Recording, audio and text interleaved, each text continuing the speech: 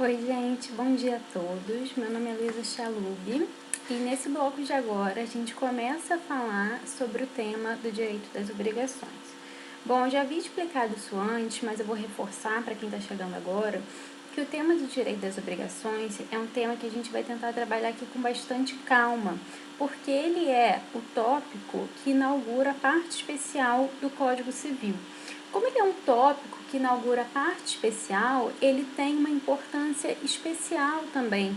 Tem um motivo para ele ser aí colocado, para ele ter essa posição topográfica, como a gente chama. E o motivo é que o direito das obrigações ele serve de base para vários outros ramos do direito civil, como, por exemplo, a gente vai ver os contratos. Então, tem várias questões que dizem respeito a contratos que podem ser resolvidas aqui só com o direito das obrigações, só com alguns conceitos e noções básicas. É por isso, então, que a gente vai dar importância para esse tema aqui na aula de hoje. Tudo bem, gente? Vamos começar agora com uma introdução mesmo, quero falar do histórico, do conceito, depois a gente vai desmembrar esse conceito e a gente entra ainda nesse módulo dentro das modalidades dos direitos das obrigações. Quando você estuda as modalidades dos direitos das obrigações, vocês vão ver que esse é o tópico que o código ele gasta mais dispositivos legais tratando. Então a gente fala pra caramba, o código tem uma série de regramentos lá em relação a obrigações alternativas, obrigações solidárias. As obrigações facultativas, por exemplo, não estão no código, mas elas também são uma modalidade super importante que a gente vai trabalhar aqui. Por que eu estou destacando isso, gente?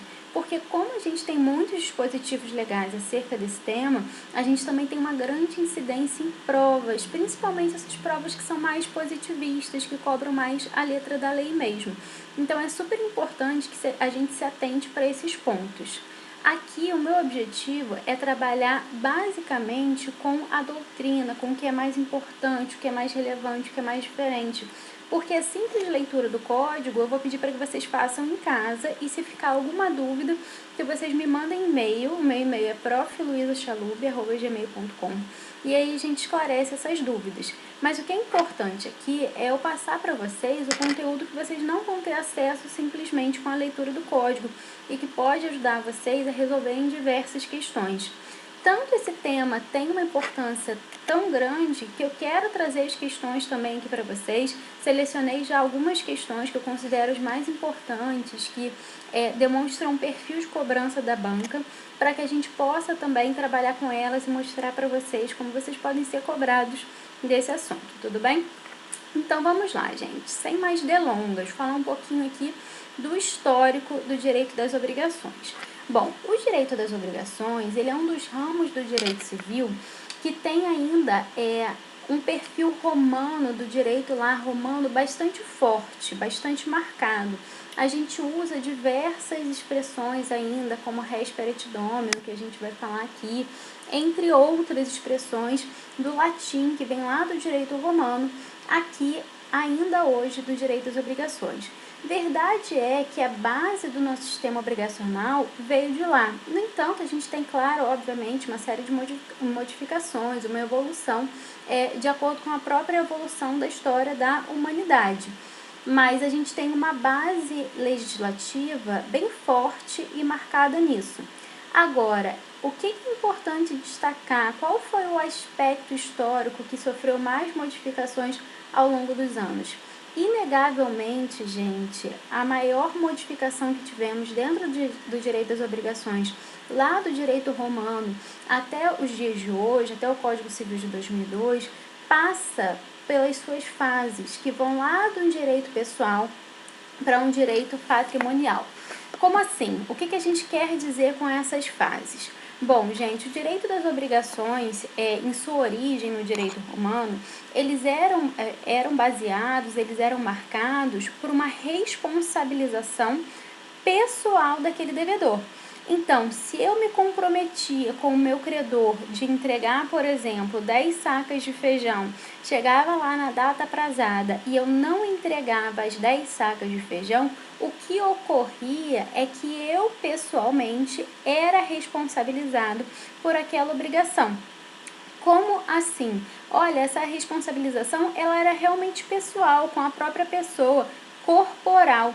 Então, o que isso quer dizer, gente? Quer dizer que aquele credor, ele tinha a essa época o direito ou de matar aquele devedor, ou o direito de escravizar aquele devedor. Aquele devedor, ele ficava ali submetido à vontade do credor, que poderia fazer o que ele quisesse com aquela pessoa. Então, a gente tinha realmente, originariamente, um histórico pessoal das obrigações, um histórico realmente marcado por uma posse, uma propriedade que aquele credor tinha em relação àquele devedor, no caso do inadimplemento dessa obrigação. A gente teve alguns marcos de evolução histórica, a gente não teve uma ruptura dessa fase pessoal até chegar na fase que a gente vive hoje em dia, que é a fase patrimonial.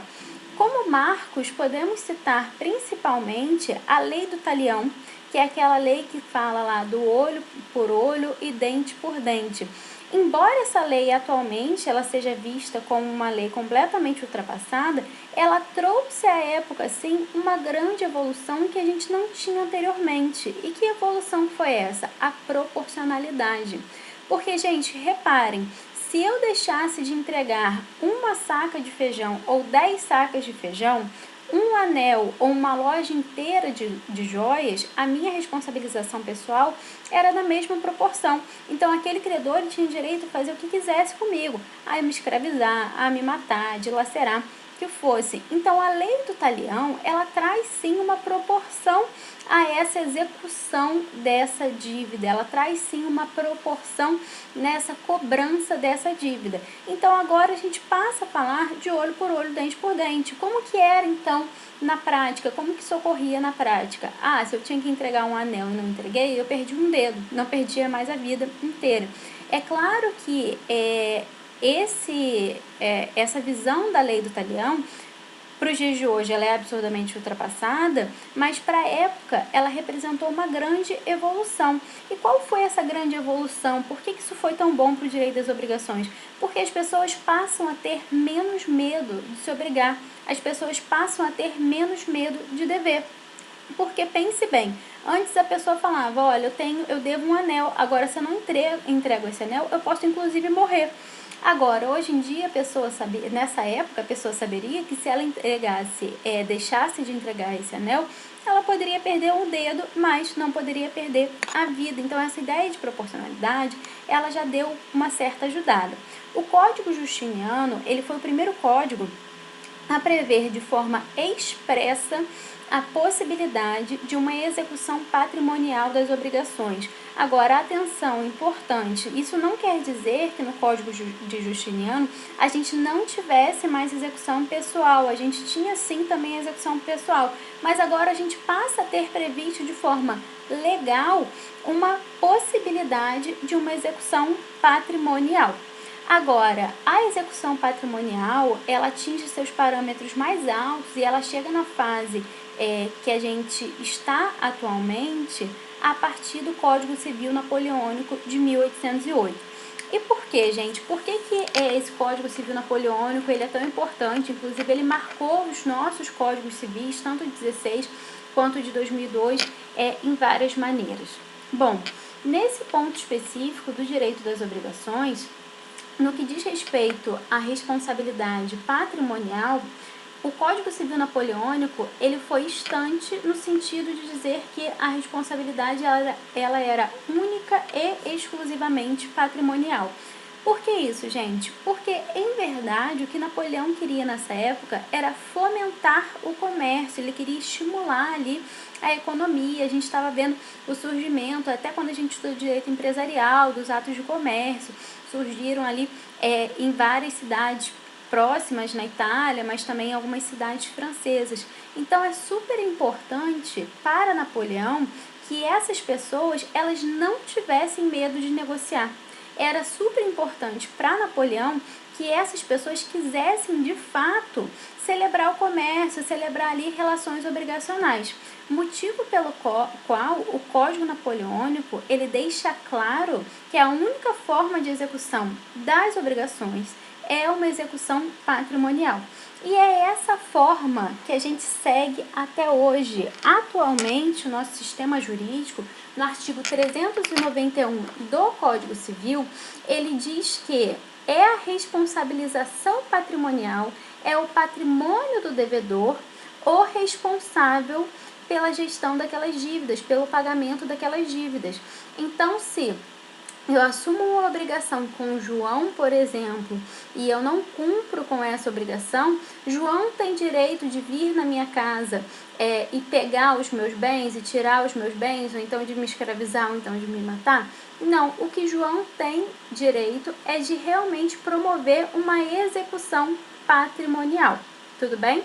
Esse é o cenário atual, base da responsabilização patrimonial atualmente no nosso ordenamento jurídico, artigo 391 do Código Civil.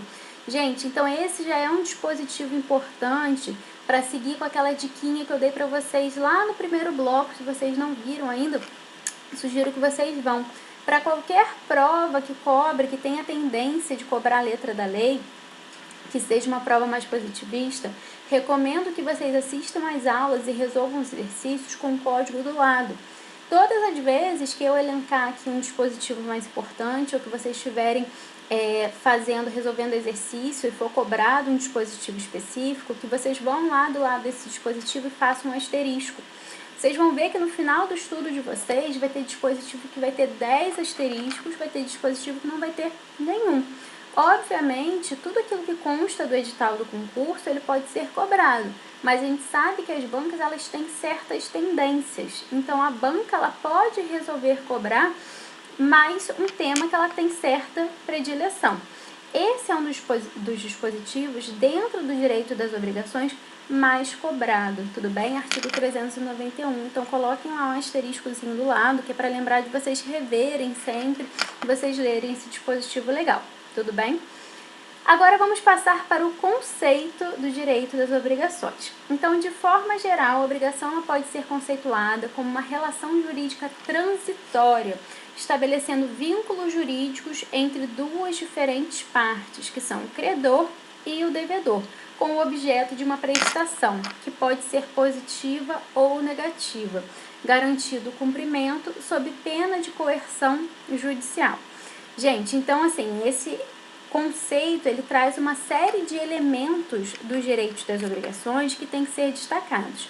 Agora, um primeiro ponto que eu queria trazer aqui com vocês já é essa observação que está aí embaixo. Atualmente é visto como um processo. Gente, reparem que quando a gente começa aqui esse conceito, eu trago para vocês. A obrigação ela pode ser conceituada como relação jurídica transitória. Esse transitório aí que é importante para a gente ver a obrigação como um processo. Por quê, gente? Porque a gente sabe atualmente que as relações jurídicas, elas têm que desenvolver funções sociais. A função social da obrigação é o seu adimplemento. É isso que a gente visa quando a gente vai lá e se compromete com uma obrigação. O objetivo, então, daquela obrigação é que ela seja cumprida. Adimplemento é igual ao cumprimento daquela obrigação. Agora, para que essa obrigação seja cumprida, ela tem que seguir um processo. Ela tem que seguir uma série de atos ali, de acordo com as diretrizes legais e também de acordo com a vontade das partes. Por isso que a obrigação ela tem que ser vista atualmente como uma relação jurídica transitória. Se o que a gente quer é chegar ao adimplemento, ou seja, ao pagamento, cumprimento daquela obrigação, é claro que a gente quer fazer isso de forma legal. E a gente vai seguir aí toda essa relação jurídica, tudo que foi estipulado, tanto pela lei quanto pela vontade das partes, para a gente chegar a essa vontade final. O adimplemento, a gente vai estudar isso um pouco mais para frente, é uma das formas de extinção das obrigações. É uma das formas com que aquela obrigação, aquela relação jurídica, ela deixa de existir no nosso ordenamento jurídico, ela deixa de existir no mundo. Então, se a gente quer chegar ao objetivo, chegar à função social, e essa função social é o pagamento que gera a extinção daquela obrigação, é claro que ela nasce para ser transitória. Alguns autores, então, eles dizem que a obrigação ela tem que ser vista num panorama moderno como um processo. Ela nasce, se desenvolve e busca o adimplemento, ela busca o seu cumprimento. Esse é o objetivo das obrigações. Tudo bem? Agora, prosseguindo aqui na análise, a gente viu esse conceito e a gente viu que esse conceito tem uma série de elementos que tem que ser desmembrados. Vamos desmembrar esses elementos, então, para que a gente consiga estudar a obrigação de uma forma mais profunda. Bom, então a gente viu que esse conceito traz aí alguns elementos, sendo 3 deles os principais, que são sujeitos, objeto e vínculo jurídico. Bom, os sujeitos, toda relação jurídica obrigacional, ela tem que ter ao menos, pelo menos, 2 sujeitos, que são o credor e o devedor. Então, a gente tem aí um polo ativo e um polo passivo. Agora, gente, é importante a gente ressaltar que toda relação jurídica obrigacional, ela tem que ter pelo menos 2 sujeitos, um em cada um dos polos. Mas nada impede que eu tenha uma pluralidade enorme de sujeitos. Por exemplo, eu posso ter 30 devedores e um credor, ou posso ter um credor e 30 devedores, ou 30 credores e 30 devedores. Não existe limitação para isso. Agora, o que a gente tem é um mínimo, pelo menos um devedor e um credor. E se a gente não tem esse mínimo, essa obrigação ela é extinta. Uma das causas de extinção das obrigações é justamente a confusão de devedor e credor no mesmo papel. A gente vai estudar isso mais para frente também. Mas o que é importante que vocês saibam agora? Que do conceito do direito às obrigações, nós extraímos 3 elementos principais: sujeitos, objeto e vínculo. Em relação aos sujeitos, eu tenho que ter pelo menos um devedor e um credor, pelo menos. Nada impede que eu tenha mais de um devedor e mais de um credor, tudo bem? Agora, em relação ao objeto, gente, em relação ao objeto, para quem já estudou, quem viu o bloco anterior, que a gente estava falando de negócio jurídico, isso fica mais simples, porque os objetos, até consertei aqui que estava um dispositivo equivocado. Os objetos, eles seguem a regra geral que a gente tem com relação aos negócios jurídicos. Então, quais são as qualidades que o objeto ele tem que ter? O objeto tem que ser lícito, possível, determinado ou determinável. Agora, gente, quem assistiu o bloco que eu falo lá de negócio jurídico, vocês vão ver que eu ressalto bastante essa possibilidade de uma indeterminação temporária em relação ao objeto. Por que isso, gente? Porque é possível, sim, que esses objetos eles sejam indeterminados durante um tempo, desde que eles sejam determináveis. Então, desde que eu possa em algum momento, e que momento é esse? Qualquer momento antes do pagamento, antes do momento estipulado para o pagamento, eu posso sim fazer a determinação desse objeto. Por óbvio, se esse objeto ele está indeterminado até o momento do pagamento, esse devedor ele não tem como efetuar o pagamento. Como é que ele vai pagar o que ele não sabe que ele tem que pagar, não é mesmo? Então, essa obrigação, ela careceria aí de um dos seus elementos elementares, que é o objeto. Tudo bem? Agora, tem algumas obrigações, por exemplo, que a gente vai ver aqui também, a obrigação de dar coisa incerta.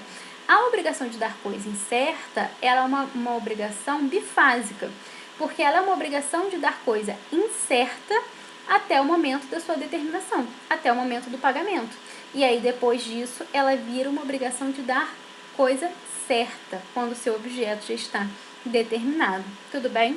Agora, por fim, um dos elementos mais polêmicos que a gente tem para falar aqui em relação ao direito às obrigações é o vínculo jurídico. Esse seria o elemento imaterial. O sujeito seria o elemento subjetivo, o objeto seria o elemento objetivo, enquanto o vínculo jurídico seria esse elemento imaterial. O que seria, então, vínculo jurídico, gente? O vínculo jurídico é aquele elo invisível que liga sujeito ao objeto. Em relação a esse vínculo jurídico, a gente tem algumas teorias diferentes. A gente tem a teoria monista, a teoria dualista e tem até uma terceira corrente bem minoritária, que é a teoria eclética. Bom, mas basicamente aqui, o que seria o vínculo jurídico então? Já adianto para vocês que o nosso código, o nosso ordenamento jurídico, ele adota a teoria dualista. Então, o vínculo jurídico seria a soma tanto do dever quanto da responsabilidade. E a teoria monista, gente, o que pensa a teoria monista? A teoria monista diz que o vínculo jurídico seria apenas o dever. O dever que o devedor tem de pagar ao credor. Enquanto a teoria dualista entende que o que liga o credor ao devedor é justamente o fato do devedor ter o dever de cumprir aquela obrigação e do credor ter o direito de exigir essa obrigação pela responsabilidade patrimonial do devedor, que a gente viu quando a gente falou lá do artigo 391.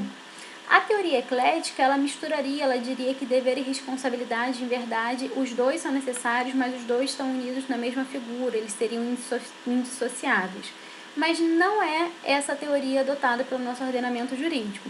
Então, na teoria adotada pelo nosso ordenamento jurídico, que é o vínculo jurídico com base na teoria dualista, nós temos dever e responsabilidade. Essa teoria dualista, gente, ela tem origem na Alemanha. A teoria monista, ela tem origem na França, enquanto a teoria dualista, ela tem origem na Alemanha. E aí, como ela tem origem na Alemanha, até hoje a gente usa os termos alemães, no idioma alemão, do dever e responsabilidade. Agora, gente, importante nesse ponto, eu falei com vocês que em direito das obrigações a gente tem uma série de expressões em latim. É indispensável que vocês saibam? Olha, diria que seria interessante. Agora, essas duas expressões aqui que estão em alemão, é indispensável que vocês saibam? Sim. Schuld e Haftung tem que saber. Schuld quer dizer dever e Haftung quer dizer responsabilidade. Me corrija quem souber falar alemão. Mas essas duas expressões, elas vêm cobradas em prova muitas vezes isoladamente. Por exemplo, a prova da magistratura do Estado do Rio de Janeiro do ano passado, 2019, chegou a cobrar essa questão exatamente como eu vou mostrar para vocês no próximo slide, só escrevendo Schuld e Haftung, só escrevendo dever, só escrevendo as expressões em alemão, sem falar dever e responsabilidade, tudo bem? Então, em alguns momentos, é sim indispensável que vocês saibam as expressões em língua estrangeira, em latim, em alemão, que seja. E nesse caso aqui, ressalto que vocês deveriam saber. Como essa questão foi cobrada, então, e aí eu fiz questão de colocar essa questão aqui para vocês, porque é uma questão que geralmente ela é cobrada em prova, é uma questão simples, mas que os alunos se confundem principalmente por verem esses temas aí em alemão. Então, é possível que isso caia em quaisquer outras provas de concurso. Que questão é essa, gente? Se seria possível existir um Schuld sem Haftung ou um Haftung sem Schuld? Ou seja, existem obrigações em que eu tenho dever, mas não tenho a responsabilidade, e existem obrigações que eu tenho a responsabilidade, mas não tenho dever. E aí, o que aconteceria nesse caso, gente? A gente teria exceções à teoria dualista. A gente sabe que a regra geral do nosso ordenamento jurídico é a teoria dualista. A gente tem Schuld e Haftung, a gente tem dever e responsabilidade. A pergunta é: existe a possibilidade da gente excepcionar essa regra geral? E a resposta é sim. Em ambos os casos, tanto dever sem responsabilidade quanto responsabilidade sem dever, também, gente, em ambos os casos isso é possível. Como? De que forma a gente faz isso? Então, eu vou dar um exemplo de cada um dos casos aqui para que fique mais claro para vocês. Um exemplo em que há Schuld sem Haftung, ou seja, eu tenho um dever de pagar, mas aquele credor, ele não pode me cobrar, ele não pode me exigir aquela obrigação. Essa obrigação não tem mais a responsabilidade patrimonial. Como que isso acontece, gente? Nos casos, por exemplo, das obrigações naturais. O que são obrigações naturais? São justamente as obrigações que elas têm todos os elementos das obrigações civis, ou seja, sujeitos, objetos e vínculo jurídico, exceto uma das particularidades do vínculo jurídico, exceto o rapto. Então, nesse caso das obrigações naturais, ela tem pluralidade de sujeitos ali toda certinha, o objeto nas formas, nas condições do artigo 104, inciso 2º, porém, o seu vínculo jurídico, embora ele tenha dever, não tem responsabilidade. É o caso, por exemplo, gente, das dívidas prescritas. Se eu tenho uma dívida prescrita, isso quer dizer que aquela dívida existe. Eu devo. Agora, aquele meu credor, ele pode me cobrar uma dívida que já prescreveu? Não. A mesma coisa em relação às dívidas de jogo. Levando em consideração aqui que quando eu falo em jogo, tem que ser aqueles jogos que não são os jogos autorizados pelo governo brasileiro, porque esses jogos eles seriam dívidas, eles seriam obrigações civis comuns, né? Agora, se eu tenho uma dívida de um jogo, por exemplo, um jogo do bicho, que não é um jogo autorizado pelo nosso ordenamento jurídico, inclusive lá proibido pelo artigo 50 da Lei de Contravenções Penais, e eu tenho uma dívida e eu não pago, de fato, essa dívida, ela existe. Agora, aquela pessoa que é o dealer lá, né, é o bicheiro, ele teria condições de me cobrar essa dívida? Não, porque não existe o rafto, não existe a responsabilização. Tudo bem? Espero que tenha ficado claro esse ponto. Agora, e o raftum sem o schuld, ou seja, uma responsabilidade sem haver contraído a dívida? Isso é possível? Sim, gente. Qual seria o melhor exemplo disso? Posso dar como exemplo disso a responsabilidade do fiador. O que acontece nesse caso, gente? Então, vamos supor que eu vá alugar um apartamento para eu morar com a minha família. Eu alugo lá o apartamento e a imobiliária me exige um fiador. Coloco um amigo meu como fiador. Ocorre que chega no dia lá do pagamento do aluguel, eu não pago. E aí, o que pode acontecer se eu não efetuo o pagamento desse aluguel? Esse fiador, ele é chamado para responder. Ele tem obrigação, ele tem responsabilidade legal no pagamento dessa dívida, dessa obrigação, nesse contrato de aluguel? Sim, ele tem. Agora, essa dívida, esse dever de pagar, é um dever originário dele? Não. Quem se responsabilizou a pagar o aluguel, quem fez lá, quem celebrou o contrato de aluguel, quem celebrou aquela obrigação, quem deveria ter o dever, sou eu. No entanto, ficou combinado que o fiador poderia ter a responsabilidade caso eu não pagasse essa dívida em relação ao aluguel. Tudo bem, gente? Bom, esse bloco aqui a gente já se alongou muito nele, então eu vou encerrar para depois falar das modalidades das obrigações. Então eu começo o próximo bloco falando das modalidades, tudo bem? Bom, essa é uma parte bastante doutrinária mesmo. É importante que vocês saibam, se vocês entenderem essa parte introdutória que a gente fez até então, que não está no código, vocês vão entender muito melhor todos os dispositivos legais que estão no código, tudo bem? Então, eu recomendo que vocês releiam esse material que eu vou mandar para vocês. Se ficar alguma dúvida, vocês entrem em contato comigo, tudo bem? Não se esqueçam de seguir a página do Curso PED, @cursoped, tá aqui no cantinho. E também não se esqueçam de se inscrever no canal do YouTube, tudo bem? Então, voltamos já, continuando com esse tema aqui de direito das obrigações.